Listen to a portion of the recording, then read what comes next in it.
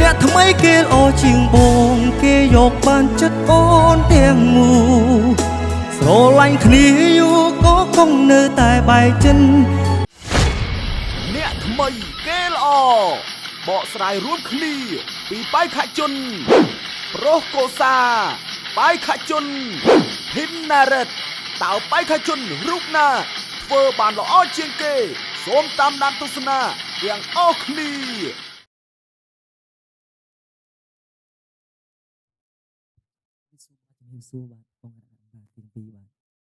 បាទជំរាបសួរទៅដល់បេក្ខជនទាំងពីររូបបាទឥឡូវនេះយើងវិលត្រឡប់ជួបគ្នាសារជាថ្មីហើយណាបាទសូមស្គាល់ឈ្មោះបេក្ខជនប្រុសកុសាខ្ញុំបាទប្រុសកុសាអូខេកុសាបាទភិនណារិតបាទខ្ញុំបាទអូខេណារិតហើយមិនដែរមួយរយៈនេះសុខទុក្ខអត់អីទេណាសុខភាពអីក៏អត់អីទេណោះសុខភាពមិនអីទេតែគ្រាន់ថាយើងធ្លាប់ច្រៀងបទស្រែកតែយើងមកច្រៀងបទបាទបងប្រុសដួងដែលប្រសិទ្ធរៀងយ៉ាប់តិចយើងអត់សូវដៃច្រៀងទេមិនដៃច្រៀងសតតែម្ដងបាទ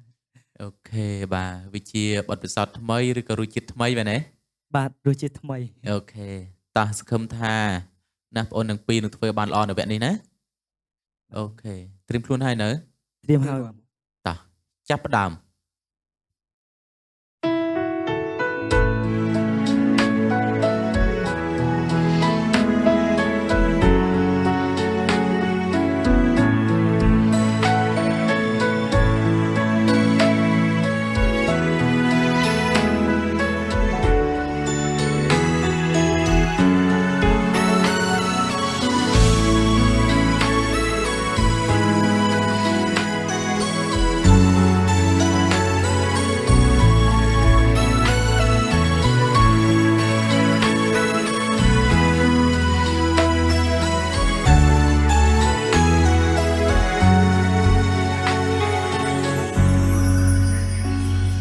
គិតថាស្នេហ៍នេះគឺជាស្នេហាចុងក្រោយគ្រប់យ៉ាងអូនឲ្យបងជឿជាក់អ្នកចាស់ចាំងបែកទៅបែករហូតជួមអូនម្នាក់ជួមអូនបងស្មឹងជឿជាក់ថាស្នេហ៍ពិតសង្ឃឹមកាន់តែច្រើនក្តីជឿចាំកាន់តែខ្លាំងស្មងខ្លាំងនៅចាញ់គេអូទាញបងអ្នកអន់ខ្លួនបងទៅអូនមានគេម្នាក់ទៀតអារម្មណ៍ផ្ដើមឃ្លានពីបងហើយ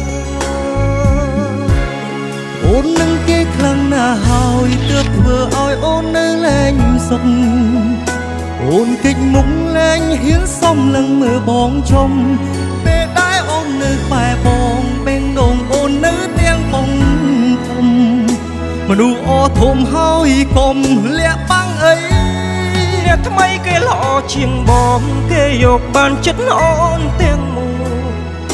ស្រឡាញ់គ្នាយូរក៏គង់នៅតែបែកចិត្តអូនក្បែរបងត្រឹមតែកាយតែអារម្មណ៍ក្បែរគេក៏ពិតអូនគិតថាយើងបែកគ្នាទៅល្អជាងបែក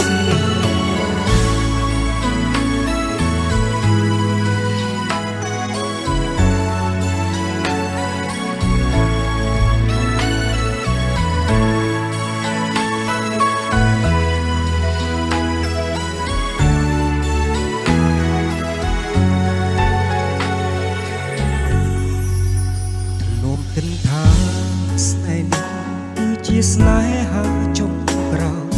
ក្រុមយ៉ាងអូនអស់បងជឿជាក់អ្នកចាំងបែកទៅបែករហូតជួបអូនម្នាក់ជួបអូនបងស្មឹងជឿជាក់ថាស្នេហ៍ពិតសង្ឃឹមកាន់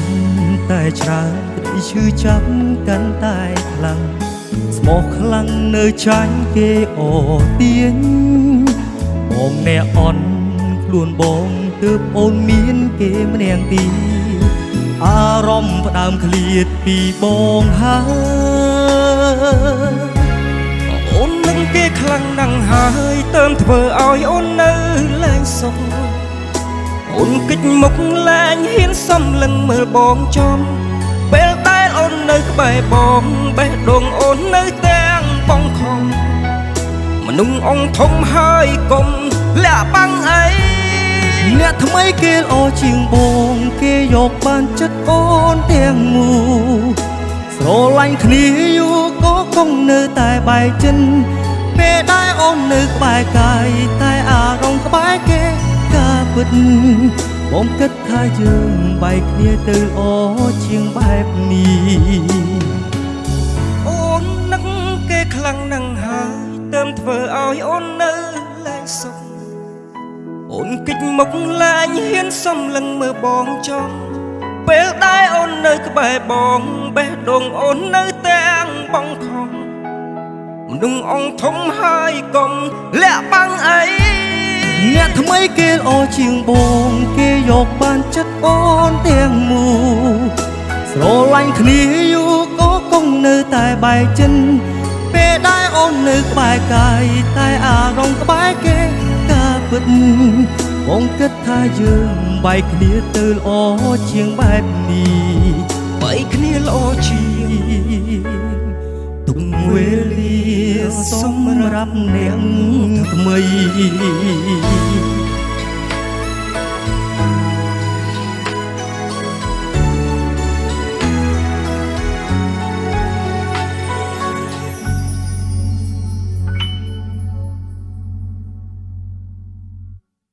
បាទអីយ៉ា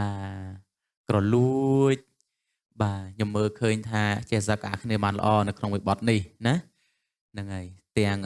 យល់ទាំងអារម្មណ៍បាទទាំងបារោទាំងចម្រៀងទាំងកាយវិការគឺ